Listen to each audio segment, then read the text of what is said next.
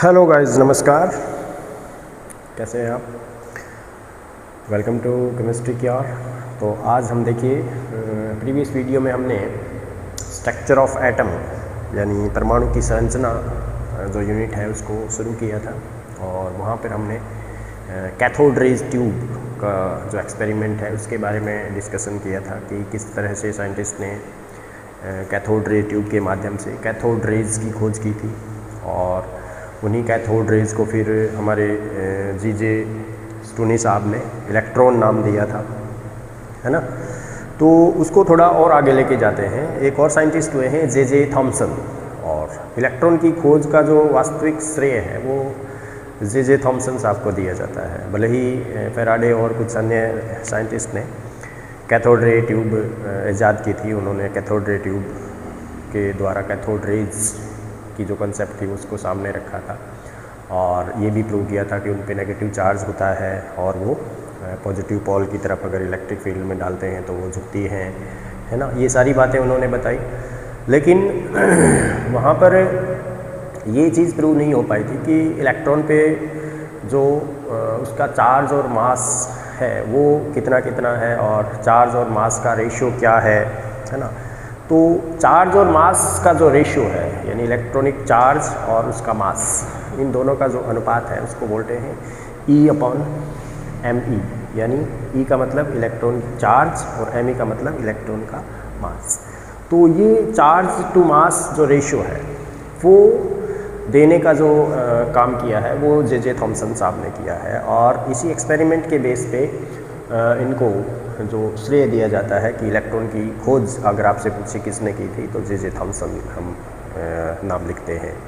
तो इसके लिए उन्होंने उसी जो कैथोड रे ट्यूब थी उनमें थोड़ा सा उन्होंने मॉडिफिकेशन किया, परिवर्तन किया है, और एक इस प्रकार की कैथोड रे ट्यूब इन्होंने बनाई है।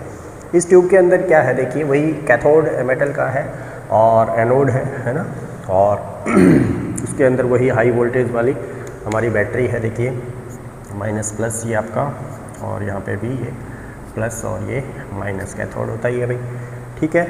तो अब देखिए उन्होंने इसके साथ साथ क्या किया कि जो कैथोड रेज निकलती है ना, वहाँ पे उन कैथोड रेज के ऊपर उन्होंने एक तो इलेक्ट्रिक फील्ड, इस तरह से एक इलेक्ट्रिक फील्ड है ना, इलेक्ट्रिक फील्ड में से उनको गुजारा है कैथोड रेज को, और इस इलेक्ट्रिक फील्ड के परपेंडिकुलर मैग्नेटिक फील्ड सेट किए। यानी ये एक इलेक्ट्रिक फील्ड है, इसकी डायरेक्शन अगर ये है तो मैग्नेटिक फील्ड की ये है, यानी इलेक्ट्रिक के फील्ड के अगर कैथोड एनोड इस तरह से हैं तो मैग्नेटिक फील्ड के जो नॉर्थ और साउथ पोल हैं वो इस तरह से हैं।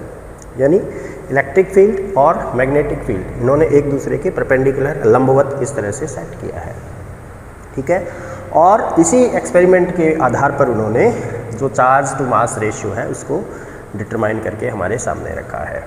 तो इन्होंने बताया है कि अगर कैथोड रेज जो वास्तविकता में इलेक्ट्रॉन ही है, कि कैथोड रेज को अगर यहाँ पे हम इलेक्ट्रिक और मैग्नेटिक फील्ड में से गुजारते हैं तो इलेक्ट्रिक और मैग्नेटिक फील्ड अप्लाई करने पर उनके जो पाथ है उसमें डिफ्लेक्शन होता है, लेकिन उस इलेक्ट्रॉनिक जो डिफ्लेक्शन है उससे पहले उन्होंने ये बताया कि जो भी चार्ज्ड पार्टिकल होता है या इलेक्ट्रॉन के जैसा कोई भी पार्टिकल होता है तो उसके पाथ में जो डिफ्लेक्शन है वो तीन मुख्य बातों पे निर्भर करता है।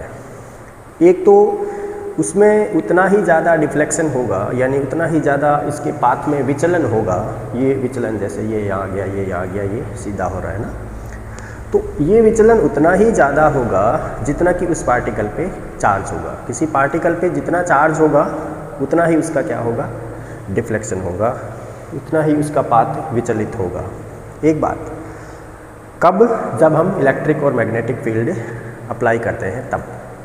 कोई इलेक्ट्रिक मैग्नेटिक फील्ड नहीं है तो वो सीधा जाएगा, है ना। और दूसरी बात क्या कही इन्होंने कि वो पार्टिकल जितना हल्का होगा यानी उसका मास जितना कम होगा उसमें डिफ्लेक्शन उतना ही ज़्यादा होगा। भारी पार्टिकल का पाथ सीधा रहता है ना, ये कहा इन्होंने। और तीसरी बात इन्होंने क्या कही कि ये जो अप्लाई कर रहे हैं हम इलेक्ट्रिक और मैग्नेटिक फील्ड, इन दोनों फील्ड की जो स्ट्रेंथ है, जो पावर है, वो डिटरमाइन करेगी कि उस पाथ में कितना विचलन आएगा। तो ये तीन बातें इन्होंने बताई कि जो भी डिफ्लेक्शन या विचलन पाथ में होगा कैथोड रेज के या इलेक्ट्रॉन के, वो किस पे निर्भर करेगा। एक तो उसका क्या बोलते हैं चार्ज, दूसरा उसका मास, और तीसरा इलेक्ट्रिक और मैग्नेटिक फील्ड की स्ट्रेंथ यानी पावर। तो ये तीन बातें उन्होंने बताई हमें। और उन्होंने फिर क्या कहा कि अगर इलेक्ट्रॉनिक बीम या इलेक्ट्रॉन या कैथोड रेज की ऊपर कोई इलेक्ट्रिक या मैग्नेटिक फील्ड अप्लाई नहीं करते हैं तो वो एक हमेशा सीधी रेखा में जा कर के पॉइंट सी पर वो मिलेंगे। यानी पॉइंट सी ये एक फ्लोरेसेंट ट्यूब है। फ्लोरेसेंट ट्यूब का मतलब जिस पे इलेक्ट्रॉन की निशानी बन जाती है, डॉट बन जाता है। जैसे हमने कल जिंक सल्फाइड की ट्यूब देखी थी उस पर, है ना, वही जिंक सल्फाइड की ट्यूब तो टेलीविज़न पर चित्र बनते हैं, वो उसी जिंक सल्फाइड की ट्यूब से कैथोड रे वहाँ पे जा कर के टकराती है और हमें टेलीविज़न दिखाई देता है ना। वो सिद्धांत था हमारे टेलीविज़न का।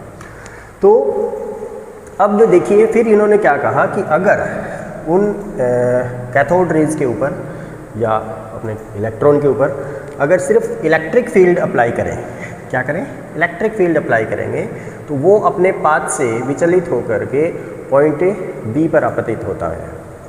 इसका मतलब क्या हुआ कि इलेक्ट्रॉन यहाँ पे देखिए पॉजिटिव चार्ज था, तो इसलिए इलेक्ट्रिक फील्ड की स्ट्रेंथ जैसे जैसे हम बढ़ाएंगे ये फिर इसका डिफ्लेक्शन भी बढ़ता जाएगा। ये बात इन्होंने पहले ही बता दी थी हमें। तो सिर्फ इलेक्ट्रिक फील्ड अप्लाई करने पे ये अपने पाथ से विचलित होकर के पॉइंट बी पर अपने निशान छोड़ता है, डॉट छोड़ता है। क्योंकि आगे हमने क्या रख दिया है, इसके एक फ्लोरेसेंट ट्यूब रख दी है। फ्लोरेसेंट ट्यूब ऐसी ट्यूब है जिसपे कोई अगर स्मॉल पार्टिकल टकराता है तो उसके ऊपर निशान बन जाता है। अब दूसरी बात इन्होंने कही कि अगर सिर्फ मैग्नेटिक फील्ड अप्लाई करते हैं, है ना, कि सिर्फ magnetic field, north south pole हो गया ये, तो वो फिर इलेक्ट्रॉन अपने पाथ से डिफ्लेक्ट होकर के, विचलित होकर के और पॉइंट ए पर अपना निशान छोड़ता है। और इन्होंने ये भी बताया कि अगर हम इलेक्ट्रिक और मैग्नेटिक फील्ड एक साथ अप्लाई करते हैं तो उनके बीच का एक बैलेंस अगर हम बनाएं तो ये भी पॉसिबल है कि दोनों फील्ड की उपस्थिति में वापस हम उस विचलित हुए पाथ को पॉइंट सी पर ले आएंगे, जो कि दोनों फील्ड की एब्सेंस में आपतित हुआ था। तो इन बातों के आधार पर कि कितना विचलन हुआ, है ना, इलेक्ट्रिक फील्ड कितना लगा, मैग्नेटिक फील्ड कितना लगा, है ना, और इनकी एब्सेंस में पॉइंट ये सीधा सी पर चला गया है ना, इन सारी बातों के आधार पर जे थॉमसन साहब ने ये हमें कैलकुलेशन दी कि इलेक्ट्रॉन के चार्ज और मास का जो रेशियो है वो आपके आएगा 1.768820 इंटू 10⁸ कूलम और क्या भी ग्राम इनवर्स। कितना दिया भैया, यही दिया है ना। हाँ देखिए 1.75, सॉरी ये 75 है, अभी 76 तब होगा जब हम इसको राउंड ऑफ करेंगे, ठीक है। तो इतना कूलम पर ग्राम, या कितना है ये 1.758820 इंटू 10⁻11 कूलम केजी इनवर्स। अगर केजी इनवर्स यानी इतने 1 ग्राम इलेक्ट्रॉन है तो इतना चार्ज, और इलेक्ट्रॉन अगर केजी में इन्होंने दिया है तो इतने कूलम केजी इनवर्स। तो ये क्या है भाई, यहाँ पे देखिए ई का मतलब चार्ज, एम ई मतलब मास, इसलिए यूनिट क्या बनती है कूलम पर केजी या कूलम पर ग्राम। यानी इस E/mE का जो रेशियो है वो कितना आया है भैया 1.758820 इंटू 10⁸8 कूलम ग्राम इनवर्स यानी पर ग्राम, अथवा 1.758820 इंटू 10⁻11 कूलम पर केजी। ठीक है, ये क्या बताया, किस आधार पर बताया, इस डिफ्लेक्शन के आधार पर बताया इन्होंने कि ये चार्ज टू मास रेशियो इतना होगा, क्योंकि 3 पॉइंट उन्होंने दिए कि कितना चार्ज होगा इस पर निर्भर करता है डिफ्लेक्शन, उसका मास कितना हल्का होगा या भारी होगा उस पर डिफ्लेक्शन डिपेंड करता है, और तीसरी बात क्या थी कि ये जो अप्लाई कर रहे हैं हम इलेक्ट्रिक और मैग्नेटिक फील्ड, इन फील्ड की जो स्ट्रेंथ है वो कितनी है इस पर निर्भर करता है। तो इन रिजल्ट्स के आधार पर उन्होंने ये क्या दिया हमें, इलेक्ट्रॉन का चार्ज टू मास रेशो दिया। और ये एक बहुत बड़ी खोज थी कि इलेक्ट्रॉन के ऊपर जो चार्ज है और उसका जो मास है ना, वो रेशो हमारे सामने रखा इन्होंने, और इसी खोज के आधार पर, इसी एक्सपेरिमेंट के आधार पर जे थॉमसन साहब को क्या दिया जाता है अभी, डिस्कवरी ऑफ इलेक्ट्रॉन की खोज का श्रेय दिया जाता है। उसके बाद देखिए कि चार्ज, इलेक्ट्रॉन के ऊपर चार्ज ऑन इलेक्ट्रॉन, ये तो चार्ज टू मास रेशियो था। अगर चार्ज ऑन इलेक्ट्रॉन की बात करें कि कितना चार्ज है ना, ये अभी यहाँ पे नहीं बताया गया है कि कितना चार्ज, तो इलेक्ट्रॉन के ऊपर कितना चार्ज है इसके लिए एक और साइंटिस्ट हुए हैं, R.A. मिलिकन। कौन हुए भाई? R.A. मिलिकन साहब हैं। तो R.A. मिलिकन साहब ने एक फेमस एक्सपेरिमेंट है उनका, oil droplet experiment, oil droplet model है ना, कि ऑयल ड्रॉपलेट या ऑयल ड्रॉप मेथड जो है उसके आधार पर उन्होंने क्या किया, एक ऑयल की बहुत बौछार करवाई और एक बहुत ही महत्वपूर्ण एक्सपेरिमेंट हमारे सामने रखा। तो देखिए वो एक्सपेरिमेंट उन्होंने कैसे किया है ना, उसकी डिटेल में हम यहाँ पे नहीं जा रहे हैं। हम मिलिकन के द्वारा जो चार्ज दिया गया उस एक्सपेरिमेंट के आधार पर वो हमारे यहाँ पे काम का है। तो उन्होंने इलेक्ट्रॉन का जो चार्ज हमारे सामने रखा है वो रखा है किसके आधार पर, इलेक्ट्रॉन, ये आपका ऑयल ड्रॉप मेथड के आधार पर। ऑयल ड्रॉप एक एक्सपेरिमेंट उन्होंने किया है, उसके आधार पर चार्ज बताया है उन्होंने, और वो कितना है, वो है कि इलेक्ट्रॉनिक चार्ज होगा वो 1.6022 इंटू 10⁻⁻⁻19 कूलम। कितना चार्ज है इलेक्ट्रॉन पे, 1.6022 इंटू 10⁻⁻⁻19 कूलम माइनस, ठीक है। तो ये हालांकि मिलिकन साहब ने 1.60 ही दिया था, उसके बाद फिर और इसमें फर्दर एक्यूरेसी डाली गई, तो ये कितना मिलता है हमें, 1.6022 इंटू 10⁻⁻⁻19 कूलम, ठीक है। और इसी को फिर माना गया, जैसे हमने माना था कि जो हमारा एटॉमिक है ना, एटॉमिक मास AMU माना था हमने, है ना, तो उसी आधार पर इसको क्या कहा जाएगा कि इलेक्ट्रॉन का चार्ज कितना होता है इलेक्ट्रॉन पर, -1 होता है। कूलम में चार्ज कितना होता है, तो वो इतना होता है 1.6022 इंटू 10⁻⁻⁻19 कूलम, और इसी इतने कूलम को क्या माना गया, -1 चार्ज मान लिया गया है। और इस चार्ज के आधार पर चार्ज आ गया अपने पास, और क्या आ गया है, चार्ज टू मास रेशियो आ गया है। तो अब इलेक्ट्रॉन का जो मास है, क्या इलेक्ट्रॉन का मास निकाला जा सकता है, कैसे कि अगर हम बात करें मास ऑफ इलेक्ट्रॉन की, मास ऑफ इलेक्ट्रॉन, देखिए इलेक्ट्रॉन को इस तरह से शो कर सकते हैं हम, E नेगेटिव लिख दिया आपने, मतलब क्या हुआ इसका, इलेक्ट्रॉन। तो अगर हम जो हमारा चार्ज ऑन इलेक्ट्रॉन है E अपॉन me कर दें, तो हमारे पास क्या बच जाएगा भाई, मास ऑफ इलेक्ट्रॉन आ जाएगा, हाँ या ना।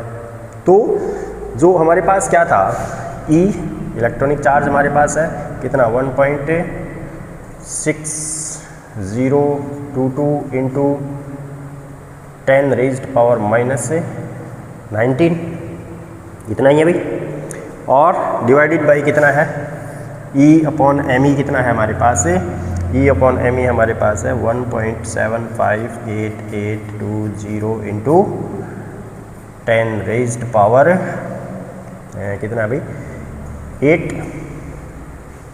है ना, ग्राम में अगर ले रहे हैं हम, ये वाला अगर ले रहे हैं ग्राम, कूलम ग्राम इनवर्स, तो ये वैल्यू हमारे पास आ जाएगी, कितनी आ जाएगी भाई, 9.1, कितना आ जाएगा भाई, 9.1094 94 इंटू 10⁻⁻28 ग्राम, क्योंकि यहाँ पे हमने कौन सा E/m लिया है, ग्राम, ये कूलम ग्राम इनवर्स, ठीक है।